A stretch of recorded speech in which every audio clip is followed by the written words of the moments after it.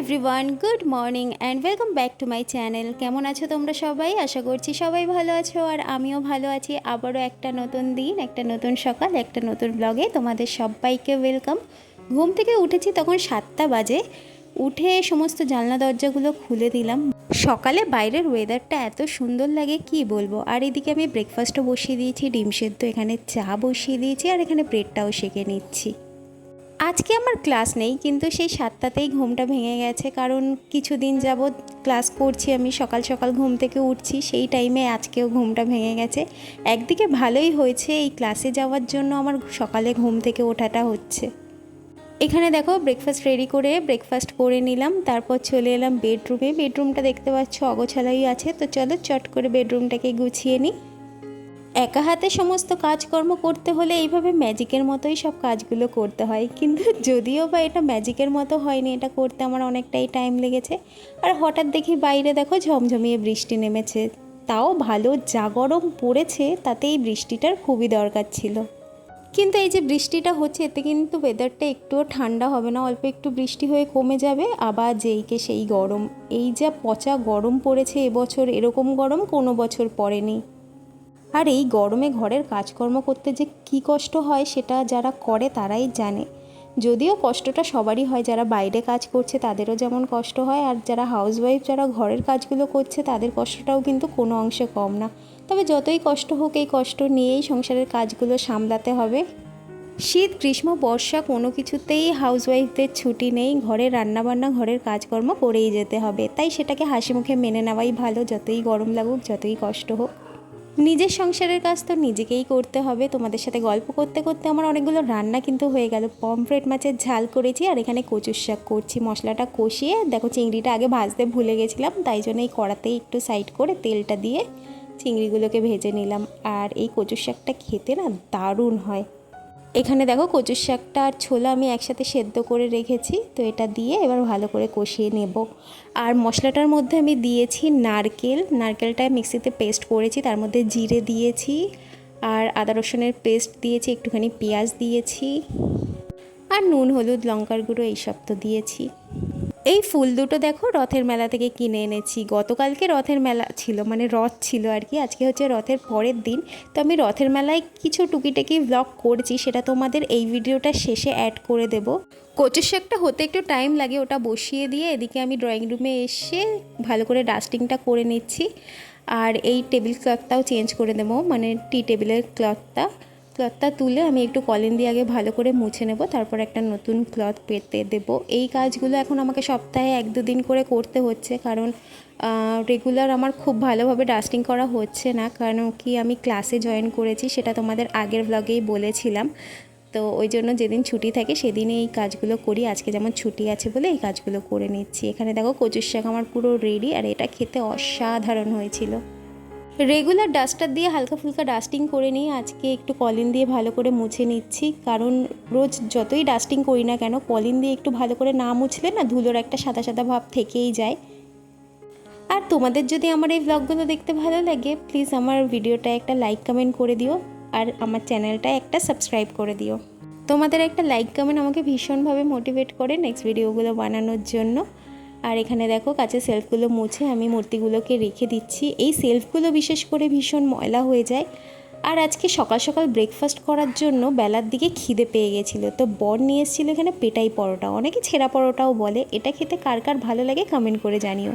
তো একটুখানি পরোটা দুজনে মিলে খেয়ে নিলাম, এটা খেতে আমার ভীষণ ভালো লাগে। রান্না এদিকে হয়ে গেছে, গ্যাসটা ঠান্ডাও হয়ে গেছে, তো গ্যাসটাকে আমি মুছে নিচ্ছি। আর গ্যাসটা আমি কী দিয়ে মুছছি সেটা তো অনেক ব্লগে আমি শেয়ার করেছি। এটা ডিশওয়াশার জেল, ভিনিগার আর জল মিশিয়ে আমি একটা স্প্রে বোতলে ভরে রেখেছিলাম। আর এই হচ্ছে আজকের মেনু, পমফ্রেট মাছের ঝোল, এখানে কচুর শাক, আর ভাতে দিয়েছি ডিম আলু সেদ্ধ। বৃষ্টিটা দেখো এখনও ঝিরিঝিরি পড়ছে। আর এদিকে আমি ঘরটা ঝাড় দিয়ে মুছবো বলে পাপোশগুলোকে তুলে নিলাম। আর এগুলোকে রোদে দেওয়ার আজকে কোনো উপায় নেই, মাঝে মাঝে আমি ছাদে রোদে দিয়ে আসি, আজকে রোদ ওঠেনি যেহেতু, তাই জন্য তো ঘরের সমস্ত কাজকর্ম সেরে আমরা একটু বেরোচ্ছি। আর বাইরে যেহেতু ঝিরিঝিরি বৃষ্টি পড়ছে, তাই টুপিটা পরে নিচ্ছি যাতে ছাতা না নিতে হয়। বাইকে বসে ছাতা ধরতে না খুব প্রবলেম হয়।